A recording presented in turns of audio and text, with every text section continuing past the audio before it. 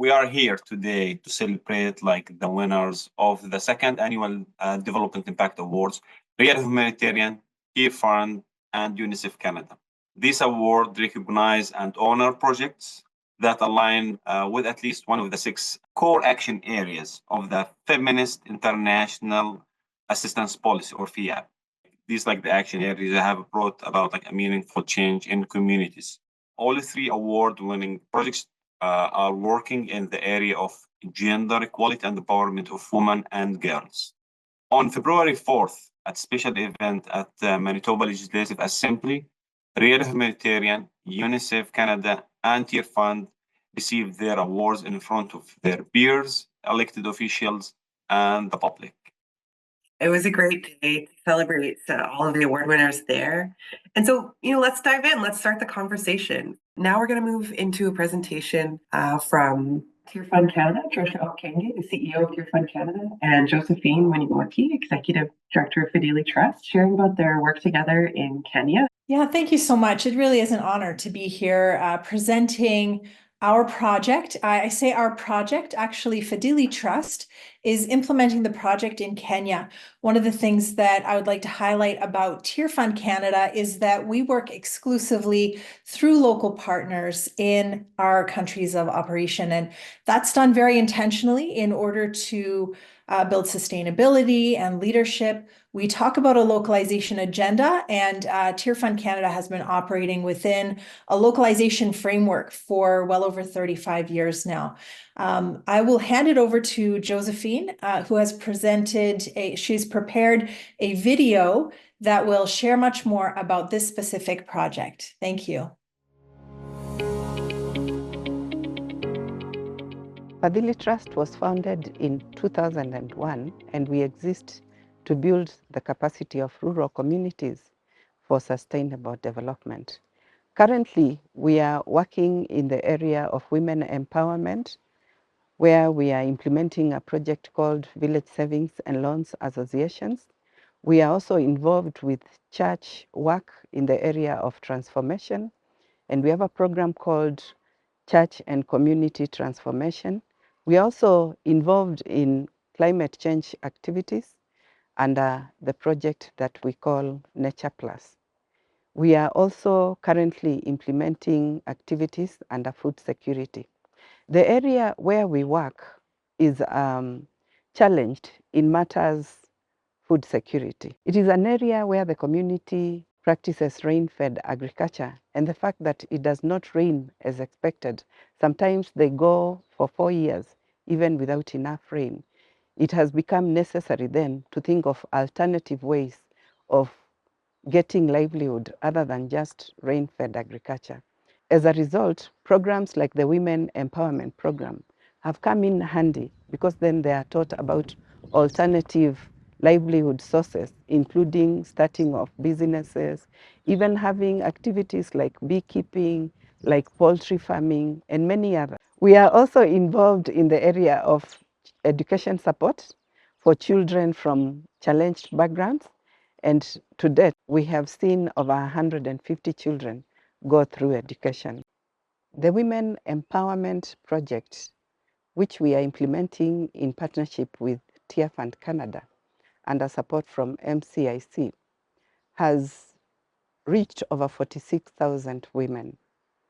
This program is modeled on the Village Savings and Loans Association. The VSL program starts with sensitization of communities on the need to join such groups, after which women are given a chance to do self-selection. They are given a period during which they are able to select each other and group themselves into groups of 18 up to 30 members. And once they do that, they call on us as Fadhili Trust through our field officers, and then we are able to offer training. The kind of training we do takes 9 to 12 months. Once that is done, we graduate the women to become independent of us, so that then we can achieve sustainability. And so this project operates in either 9 or 12-month cycles. During the 9 months or 12 months, the women are able to serve in weekly meetings. They decide on how much to save.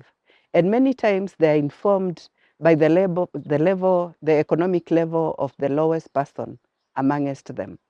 And so most groups will start with 50 shillings per share, which is an equivalent of $50.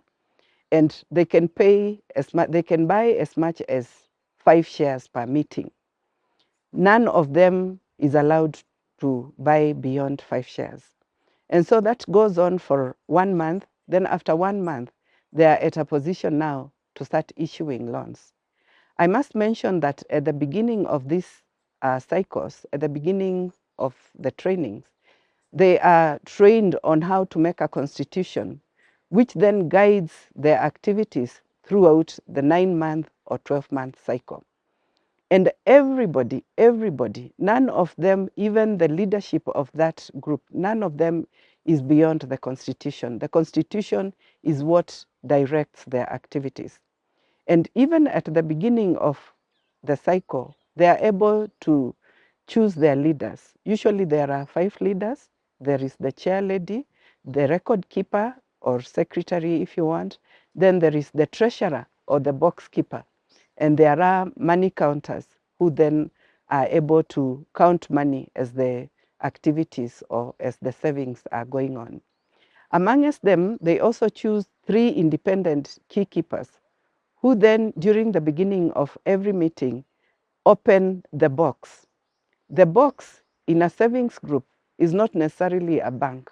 It is an office where they keep their passbooks, where they keep their pens, where they keep their stamps and ink, where they are able to look organized, because then otherwise everybody would keep their passbooks. The VSL model is a very organized and structured activity. At the end of the 9-month or 12-month cycle, the members of the group are able to come together and see what they have earned, what they have saved during the year, and then they are able to see what interest or dividends they have earned. So each member earns dividends according to the number of their shares. This occasions an opportunity for them to have money, to have lump sum money. Throughout the year, they have been taking loans in piecemeals. But at the end of the year, they are able to go home with a lump sum amount of money. The dividends range from 10,000 shillings, which is like 100 Canadian dollars, up to 100,000 Kenya shillings, which is like 1,000 Canadian dollars. The lump sum amounts are able to make the members develop their homes. They are able to take up larger projects, larger than what they have been doing with the loans they've been taking throughout the year. So some of the examples of projects they undertake with the lump sum amounts includes roofing their houses. It includes paying for school fees for their children. It includes even paying dowry. You know, in Kenya we have cultural events where dowry is paid. It includes expanding their businesses. It also includes buying livestock so that they can speculate for sale later. And so the impact that the Women Empowerment Program, otherwise known as the VSL program, has made is immense. People have come from depending on their husbands, depending on their loved ones, to a place where they are able to even help their loved ones. They have come from a place of purchasing 50 shillings worth of a share to a place of purchasing 200 shillings worth of a share. One of the unexpected gains of this project is the respect that women earn in their own households and even in the community. They are now able to partake of decision making at the household level and even at the community level. And their husbands are able to respect them even more now that they are seeing them as fellow helpers in terms of taking care of the needs of their household. The Women Empowerment Project has, over the years, had immense impact, not only in households, but also communities. The over 46,000 women have an asset base of of over 120 million. The women have become a bank unto themselves. And for us, the plan is to de-risk them so that now they can become bankable, so that they move from a place of just saving 5 shares to a place where then they can access higher loans from banking institutions. We have seen people who have expanded their businesses. We have also seen people who have started businesses with the lump sum and the loans from these projects. There is the case of this young woman who became a member of a VSL group. And through the lump sum sharing at the end of the year, she was able to get enough money to buy a second-hand motorbike for her husband, who then engaged in a transport business. And from that, it built a very strong bond in the family. And during the second year, they got a second motorbike, so that now they had one they would rent out for transport and one that the husband would use to increase household income for the family. Over the years, they have become very good examples in the community. People who knew where this couple was several years ago marvel at how far they have come. They used to be very, very poor, but right now they have become models in the village with a very successful transport business using the motorbike. In Kenya, the motorbike transport business, otherwise known as boda boda, is very popular.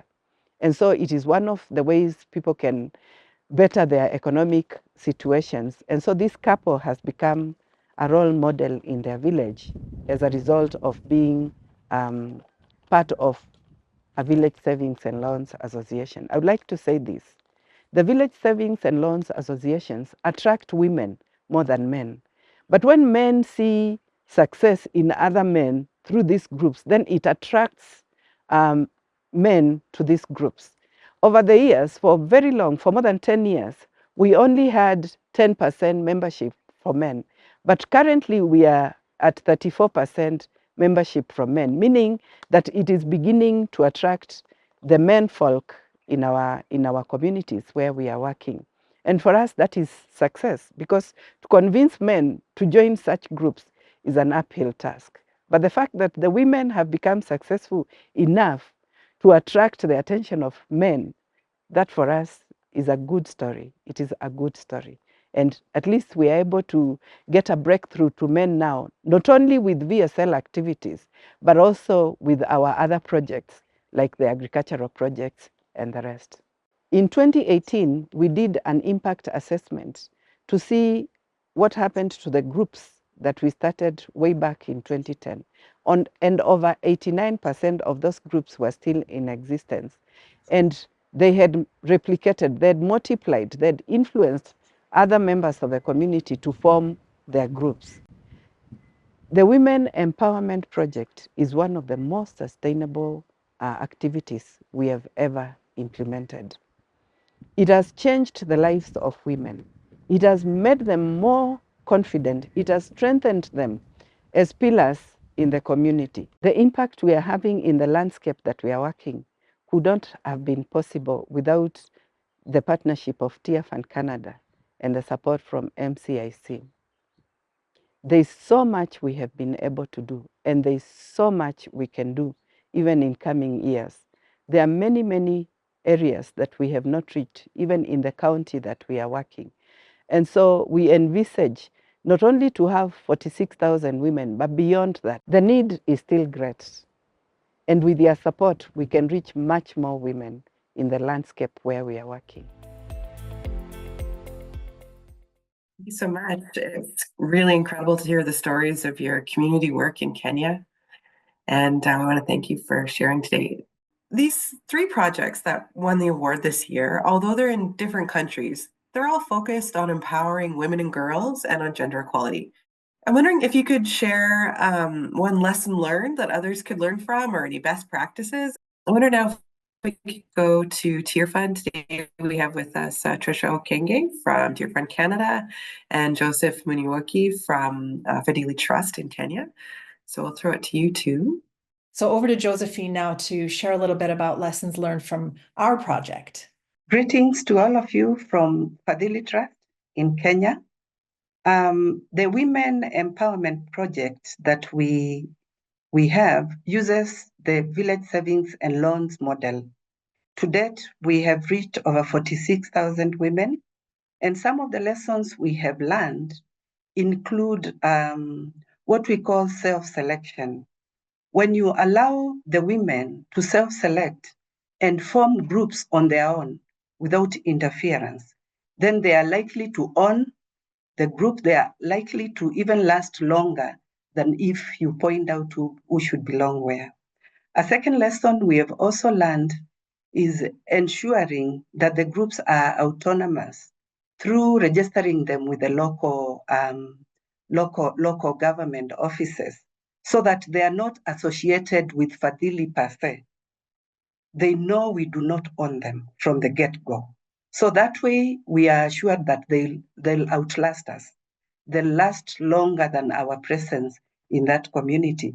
Something else is about our being very intentional in making sure that the leaders have 2/3 of women. It is embedded in their constitution that at least 2/3 of the women in the group should be in leadership. What we are saying here is, it's not like we are not promoting men, but if we allow the men to dominate the groups, then it stops being a women-led process. It becomes a men-led process. Thank you. For now, I will share just those three. Thank you very much.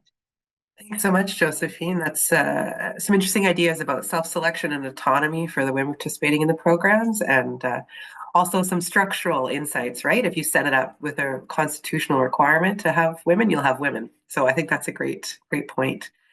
Thank you very much. In your experience, what role does community engagement and support play in the success of gender equality initiatives? And how have you fostered that engagement? I think we heard a little bit in the last round, but I'd like to hear a little more. Thanks, Grace. It was really good to hear from Josephine. Community engagement at Fadhili is done through the local church. You heard her speak a little bit about that during the presentation, and even more specifically by involving local government units. When we try and enhance community ownership of the engagement process, there's actually a tool that's used called the Participatory Rural Appraisal.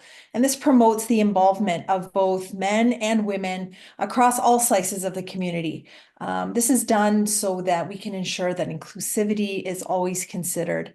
The tools in this process, they're meant to bring down the stereotypes and any cultural bottlenecks that are associated with women in regards to development work. There's different training sessions that the community engages in, and there's a 21-day and later a 14-day training. Through this training, which is really heavily drawing on community resources, the roles of women are really brought out. One of the tools, for example, is a 24-hour calendar, and women take note of everything they do in a whole 24-hour cycle. And then this is shared with the whole community. It becomes really obvious what the productive and reproductive roles of women are. And these come out really clearly. And when the community sees this, they then see how women actually need to be supported. And that really fosters a lot of community involvement. Fadhili has also found a way of getting men to support women through part of their programming, which is called a positive masculinity program. This encourages men in particular to come alongside and to model positive attitudes towards their spouses and just women in general. I can't really overemphasize the role of gender responsiveness, and it has to be included in everything that we do, especially in meetings and trainings and that kind of thing.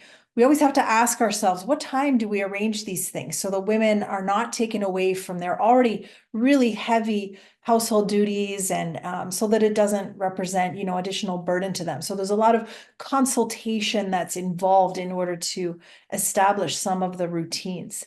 Women's voices need to be heard, valued, and acted on. And this has to be done in a way that's not intimidating towards men, because that would actually be, a recipe for promoting gender-based violence. But in terms of securing the community support, we work specifically with local churches, and the local churches are encouraged to be agents of change within their communities. We set up transformational development committees within the church community, and these committees provide oversight to many of the activities that we do. Actually, many savings group members are actually mobilized by this work that we do with churches. Some of the members of the VSLs actually come from these committees. So there's quite a bit of overlap there to ensure that support is provided from the communities in the work that we do. Thank you so much. Some really interesting points there about the participatory processes you're using and rooting things in, existing community structures like churches and community groups. That's really interesting. And of course, the piece you mentioned about how you include men in that process. Let's turn now to our last discussion question. What measures do you take to ensure the sustainability and long-term impact of your projects focused on empowering women and girls? Can we hear from Tearfund on this, please? With regard to our project and how we focus on long-term impact and sustainability as we're empowering women and girls, it's really important in our view that you hook these activities as much as possible into government structures, whatever that might look like. In Kenya, we do this often through the use of community elders and others that work within the government structures. And that really helps with that ownership piece, and it helps with sustainability.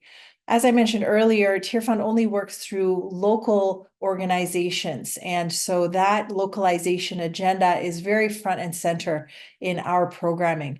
We try to ensure that there's local ownership of the projects right from the very beginning. We want to be sure that we're avoiding any kind of dependence on us as an organization. One of the ways that we do that is we're sure that in the projects that we run, we're not looking at having massive inputs, an importation of skills, an importation of materials. And so generally we have very minimal capital injection. We like to refer to this as a hand up rather than a hand out that leads to dependency and leads to an ideology that maybe the resources don't actually exist yet within the community. And yet our experience is that resources are abundant within the community, but there have been kind of things that have prevented those resources from being utilized. So there's that empowerment that needs to happen rather than material or financial injection. We also use village agents who are actually residents in the villages. And sometimes we build things like helping them with their transportation or providing them with some support with airtime or mobile phone access into the groups. And this really helps them to come alongside in a sustainable way. It ensures that continuity of replication just beyond just the project cycle. We want to be sure that everything that we do can carry on even if the local organization moves on to a different geography or moves on to a different focus area. Whatever we do has to be replicable. I spoke earlier also about the overlay that we have, not only with government, but with other local organizations like churches, for example. Churches have existed in most of these communities where we work for decades, and they're expected that they're going to continue to operate in the communities. These are very well resourced in terms of their social capital, in terms of their ability to bring people together and to mobilize volunteers. And so we see that our work through local churches and other community organizations that already exist and that will continue to exist, we see that as contributing to sustainability as well. Thank you. Thank you so much, Trisha, for sharing this inspiring implementation model for your project. For Tearfund, what impact has financial literacy training had on women's decision-making and household income? When we have the trainings, especially the financial literacy training for the women, they become empowered and start earning an income. And as a result, they earn a place in the decision-making table in the households. And not just in the households, but also in the community. They start getting noticed. If before, for example, they were stay-at-home mothers, which is a good thing, it's not necessarily a bad thing. Now they start getting out because they have a business they are running, or they have started a kindergarten as a business, and so they start getting noticed in the community, and they are able to get leadership roles even at the community level. The financial literacy training also opens their eyes to opportunities around them. Formerly, before joining the groups, their vision is as short as where they are at home. But once they get out and join the groups, they're able to share ideas.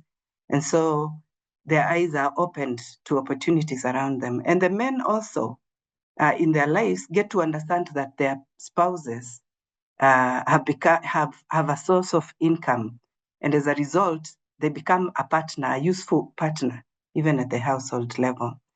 The women's potential also comes out alive, and they are able to do much more than they ever expected.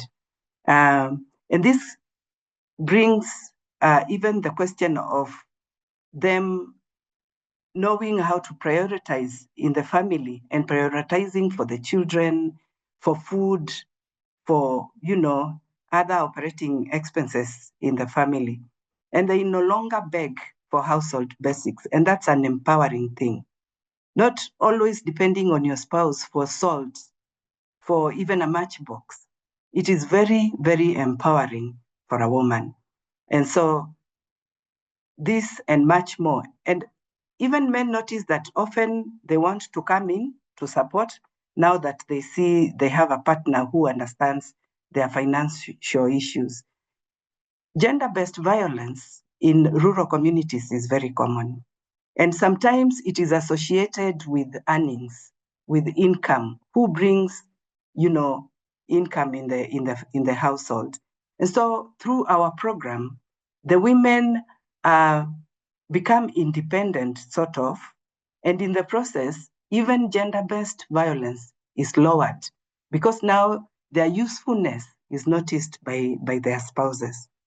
Thank you. Thank you so much, Josephine. We have another question for Tearfund. The demand, for your generous program support must be immense. What criteria or what method do you use to identify potential participants? We usually join when we are making a community entry. We use the churches and the chiefs, like village leaders, and so they call a meeting for the villagers, and we are able to explain what it is we are coming to do. And mostly it starts with the participatory rural appraisal, so that we are not bringing something that is not needed in the community. So after the exercise, which takes about 21 days, then we are able to prioritize and realize this community, what they need, maybe it's not women empowerment, maybe they need agricultural knowledge. So through that prioritization, we are able to see where to start amongst the things that we do. And so recruitment is through those public gatherings, and we tell them to self-select. And when they get to 18, usually we say 18, when they get to a minimum of 18, this is the number to call. We give numbers for our field officers. And through, let's say within a week or two, they're already making calls. And they're saying, we are ready for the rollout of the program. And so our field officers are able to engage. And so that is how we make our community entry.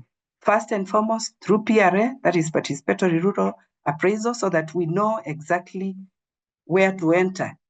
Is it with the VSL project? Is it with whichever other project? And then after that, we roll out our program once they invite us. Yes, thank you. I hope that answers the question. Thank you, Josephine. I have a question for all of you. So whatever, whoever would like to share with us, any remarkable success stories from your project that really stay with you. Thanks, Abdel. I don't mind jumping in again, Trisha from Tearfund. One of the favorite stories, of course, I've heard many stories, and I just came back from Kenya. I was there visiting some of our participants and working with Josephine in Fadhili Trust in Kenya as well. And it's always so amazing to hear from the individuals. We've heard stories about individuals in this presentation as well. And I think that's really inspiring and motivating to all of us on this call. One of my favorite stories is the case of Lynette Matthew. And she's part of a village savings and loan group called Wendo wa Kasia. She joined this group in 2019, and she began to learn about financial literacy as part of the program. There's a 9 to 12 month training program. And as she increased her financial literacy, she began to think about different things that she might want to do if she was able to access some funds of her own. She created a little plan, and she developed this goal of buying a water tank for fresh water supply in her village. There were boreholes in her village, but they were very salty, and water wasn't really usable from these boreholes. The villagers had to walk a very long distance in search of fresh water so that they could drink and cook. And obviously, she began to put two and two together. Where there's a need, she might be able to create a business plan to fill that need.